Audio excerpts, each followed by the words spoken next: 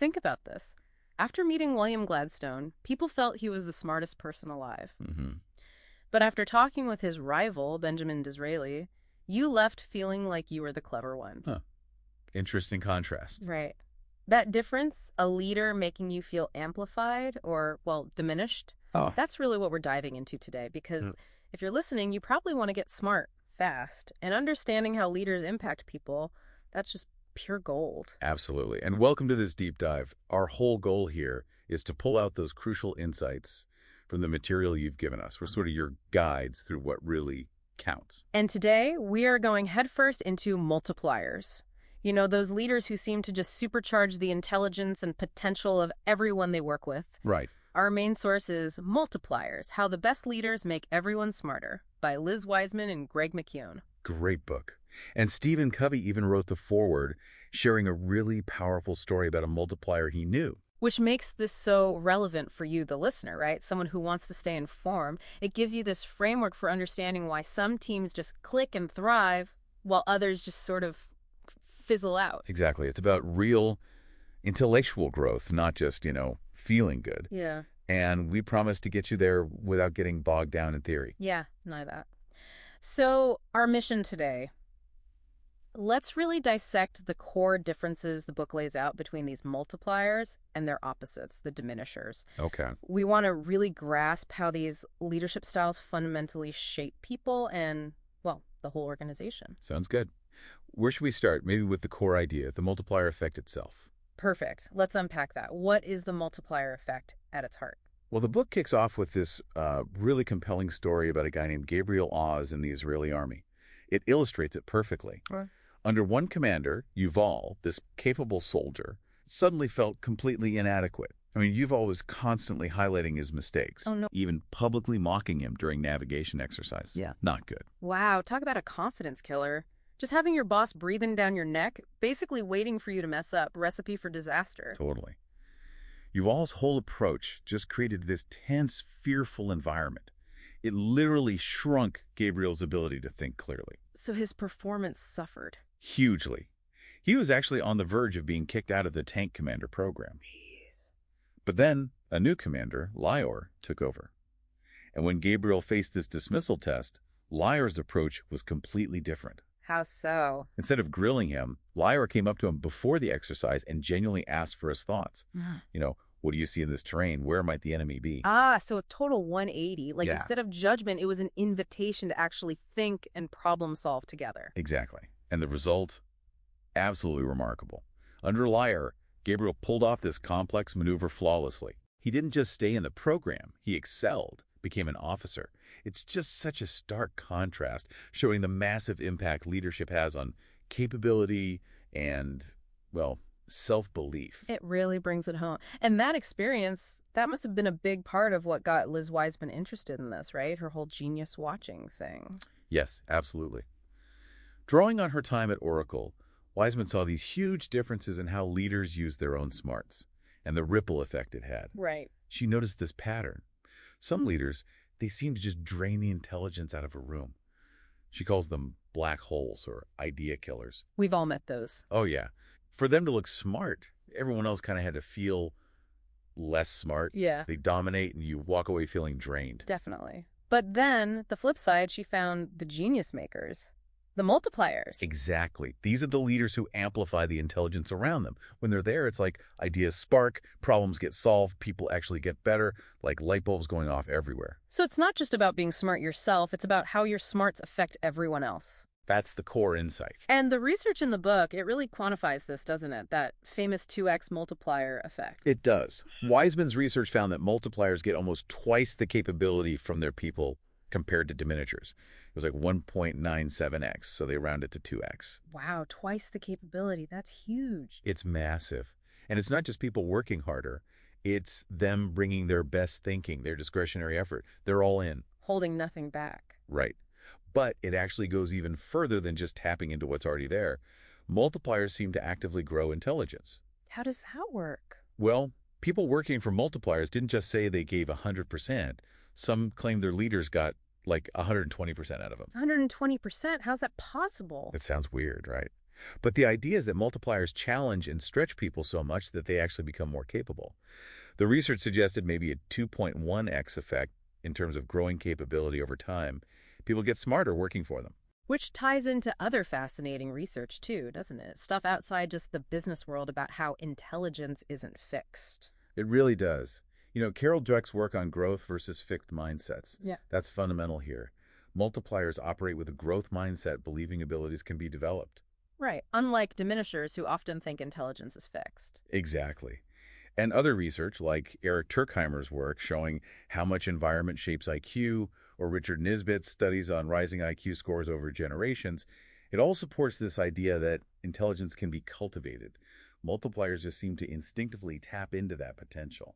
It really makes you wonder how much potential is just sitting untapped in organizations run by diminishers. A scary amount, probably. And the book also talks about this critical idea of resource leverage, how they use what they have. Yes, this is key.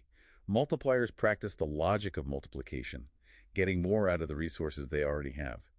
Diminishers tend towards the logic of addition, just asking for more people, more budget. Like Tim Cook at Apple, driving growth without just hiring masses of new people. It's about smarter leverage, not just bigger teams, working smarter. And the book gives a pretty stark warning about the cost of diminishers with that case study of Jasper Wallace. Oh, Jasper. Yeah. Yeah, he was a textbook diminisher, high-profile exec, seemed brilliant, but his division was chaos. Why? What was he doing? Constant new initiatives, micromanaging everything, hoarding resources like building redundant systems, even needing his own fancy office tower. It was all about him. And the results? Terrible. His division seriously underperformed, cost the company a fortune, and he was eventually let go. It just highlights the sheer inefficiency of that logic of addition and how people get totally underused. Definitely a cautionary tale. And contrasting that with Apple or Salesforce.com moving towards that multiplication logic, it really drives the point home. And fundamentally comes down to mindset, doesn't it? How so? Diminishers often operate from this place of, intellectual elitism. They think real intelligence is rare, maybe only they have it. The book calls them intellectual supremacists sometimes. Yeah. Multipliers, though, have this much richer view. They see intelligence all around, and crucially, they believe it can be grown. That's Dweck's growth mindset again. And that belief is absolutely foundational because the book makes the point that behavior follows assumptions.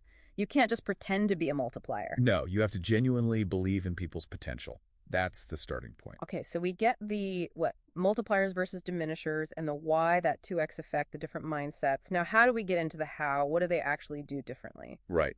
So, to make it concrete, the book breaks it down into 5 core disciplines. These are the key areas where multipliers and diminishers act differently. Okay, lay them out for us. What are these 5 disciplines? First is talent magnet versus empire builder. Talent magnets attract and grow talent everywhere, like gardeners. Empire builders hoard talent and build little kingdoms. Got it. Number 2. Second, liberator versus tyrants. Liberators create intense but safe environments where people do their best thinking. Tyrants create tense, fear-based ones that shut people down. Okay, that sounds critical. What's next? Third, challenger versus know-it-all. Challengers push people by seeding opportunities and asking tough questions, making them stretch. Know-it-alls just tell people what to do to show off their own smarts. Makes sense. Fourth is debate maker versus decision maker. Debate makers drive good decisions by ensuring rigorous debate and buy-in. Decision makers often make top-down calls that leave others confused or uninvolved. And the 5th one. And finally, investor versus micromanager. Investors give ownership and resources, holding people accountable for outcomes, like a VC. Micromanagers jump in, constantly controlling the details. Okay, those 5 really paint a clear picture of the different operating modes. They do. They provide the framework. So let's dig into the first one, the talent magnet. The talent magnet. I remember the book starting this section with that story about Meg Whitman working for Mitt Romney way back at Bain. Yeah, great example. Whitman said everyone wanted to be on Romney's teams, even when she was junior. Why? Because he had this reputation for growing his people. How did he do that? He'd really try to understand what people were good at. Ask about stretch assignments, what was blocking them. He saw nurturing talent as key.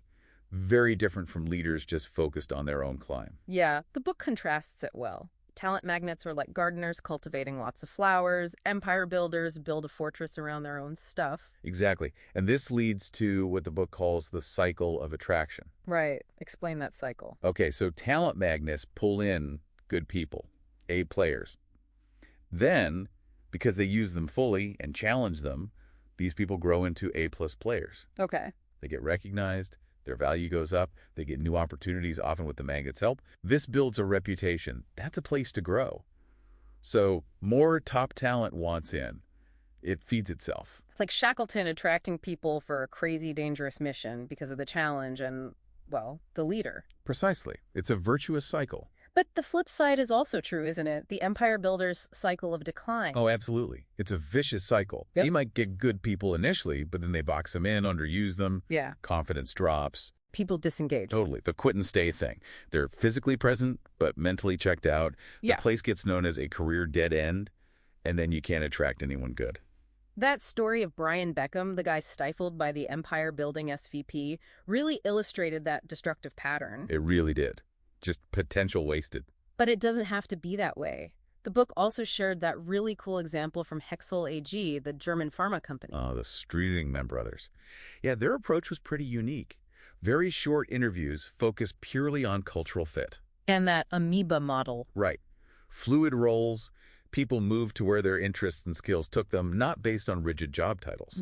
Like Ursula, who saw a need and just created this workflow system because she could. And it worked. Spectacularly. Yeah. They built a hugely successful company, sold it to Novartis for billions. It shows you can unlock genius in, ordinary people if you set things up right. Amazing. So how do talent magnets actually do this? What are the core practices? The book lays out 4 main ones. First, they look for talent everywhere. They appreciate all kinds of genius, not just IQ scores. Like Bill Campbell at Intuit? Exactly. Valuing different kinds of smarts. And they ignore org charts. They see Right. talent networks. Think of V. Schreiber building that company across the Israeli-Palestinian divide. Talent is talent, wherever it is. So widen the lens, ignore artificial boundaries. Got it. What's practice number 2? Second, they find people's native genius. This is the stuff people do easily, naturally, without needing external rewards. Things they just love doing and are brilliant at. How do you spot that? You observe, watch for energy, enthusiasm, ask questions, and then this is critical, you label it. Label it. Yeah, you articulate it back to them. You have a real gift for simplifying complex ideas. Naming it boosts their awareness, their confidence, like that rugby coach, Larry Gelwicks. Yeah. Telling the kid, John, he had incredible speed, changed everything for him. Wow, just naming it. That's powerful. Okay, third practice. Third, they utilize people at their fullest. They actively connect people with opportunities that demand their native genius. Like Ann Khalsa seeing Peter Merrill's listening skills and finding him that perfect role. Exactly. Matching the genius to the need.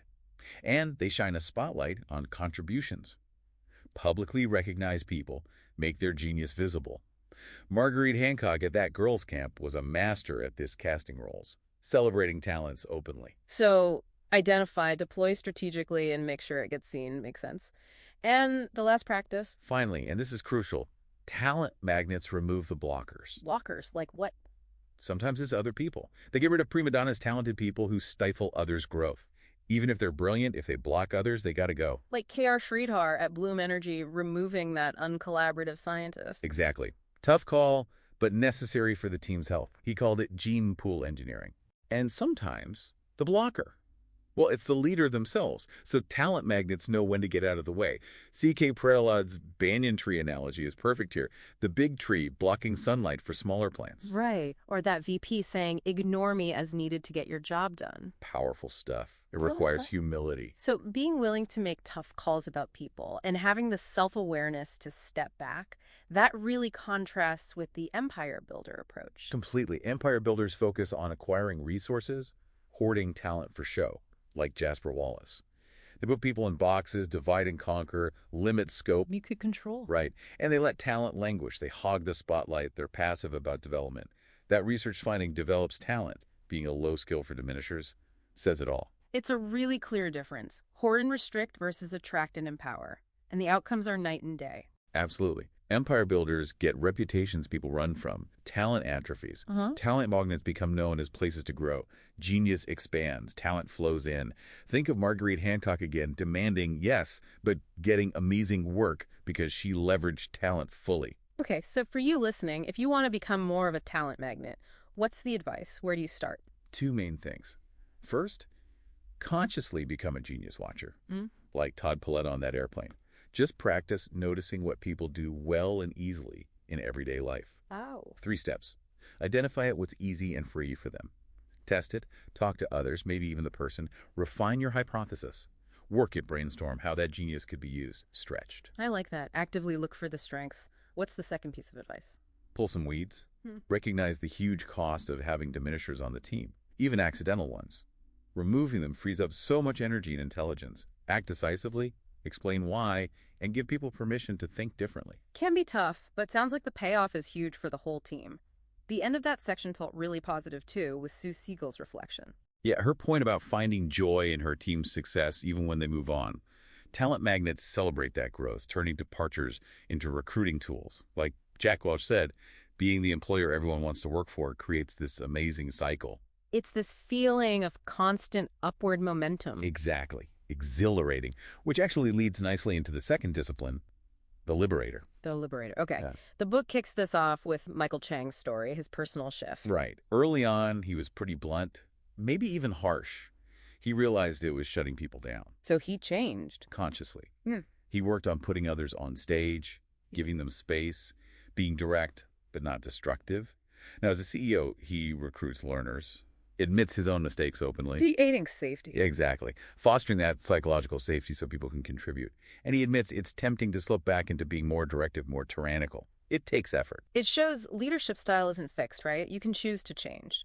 And the book also mentions how even organizational structure can be, well, accidentally tyrannical. For sure. Hierarchy, titles, approval loops, they can all unintentionally shut down thinking from lower levels. That story of Kate, the manager? Yeah, the accidental diminisher. She was shocked by feedback saying her strong ideas were stifling her team. She didn't mean to, but the power dynamic of her role just amplified her impact negatively. It's like that weird permission to speak freely, sir thing in movies. Hierarchy can make people hesitate. Totally. Liberators actively fight against that. They create environments where people feel genuinely free to think, speak up, act reasonably. They give permission, essentially. So what's the core difference between a liberator and a tyrant, then? Liberators create an environment that's intense, high standards, focused work, but also safe. There's psychological safety to take risks, offer ideas. Tyrants create environments that are just tense. Fear, anxiety, intimidation. And the book has a pretty chilling example of a tyrant with Jenna Healy. Oh, Jenna, yeah. Described as a bully, like a ruthless Miranda Priestley, unpredictable outbursts. That meeting in Denver. Right, where she just tore into Daniel during his presentation. Imagine the effect on everyone else waiting to present. Pure fear. Awful. And, predictably, she was fired, couldn't succeed elsewhere.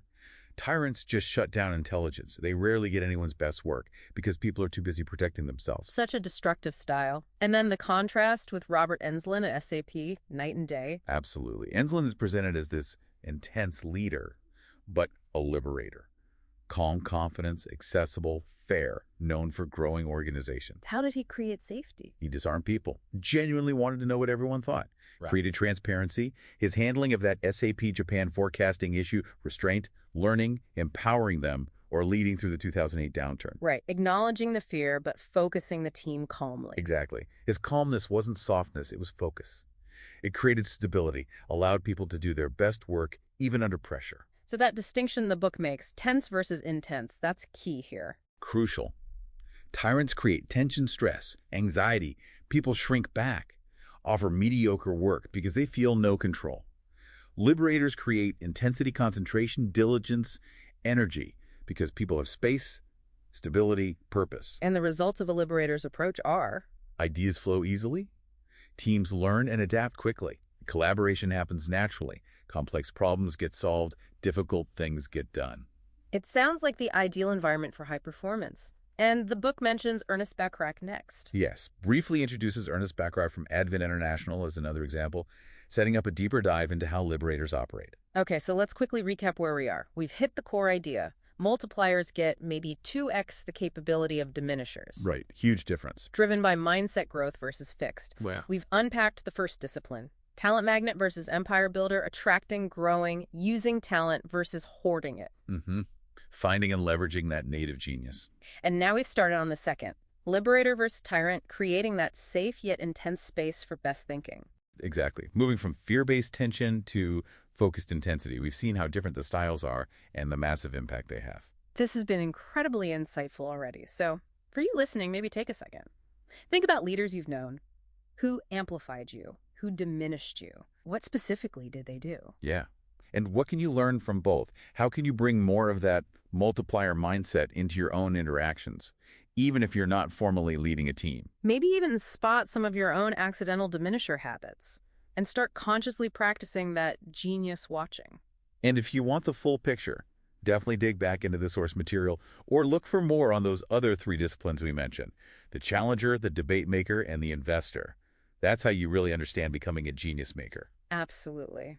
Well, thank you for joining us on this deep dive into the power of multipliers. We really hope these insights give you a valuable shortcut to being genuinely well-informed.